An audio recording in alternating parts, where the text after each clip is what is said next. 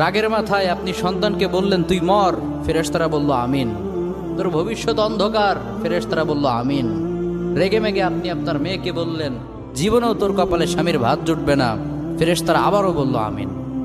আচ্ছা, আপনি না সেই ব্যক্তি যে তার নিজের জীবনের চাইতেও সন্তানকে বেশি ভালোবাসেন? আপনি না সেই ব্যক্তি যে তার সন্তানের জন্য হাসতে হাসতে নিজের জীবনটাও দিয়ে দিতে পারেন? আপনি না সেই ব্যক্তি যে আল্লাহর কাছে নিজের চাইতেও সন্তানের জন্য বেশি দোয়া করে? তাহলে কি করে নিজের হাতে নিজের সন্তানের এত বড় ক্ষতি করতে পারলেন? Doesn't make any sense. Common sense বলতে কিচ্ছু নাই আপনাদের? আপনারা কি জানেন না আপনাদের রাগের মাথায় বদদোয়া করাগুলো ফেরেশতারা আমিন বলে? দাওয়াতুল ওয়ালিদ আলা ওয়ালাদি, বাবা মা তার সন্তানের জন্য যেই দোয়া করে সেটা ভালো হোক কিংবা বদদোয়া হোক, আল্লাহ সেটাই কবুল করে নেয়। এজন্য খবরদার, নেভার কার্স ইউর চিলড্রেন। রাগের মাথায় কখনো সন্তানকে অভিশাপ করবেন না। খুব বেশি রাগ উঠে গেলে তার জন্য উল্টা ভালো দোয়া করেন। কাবা শরীফের একজন ইমাম আছে, ইমাম আল কালবানি।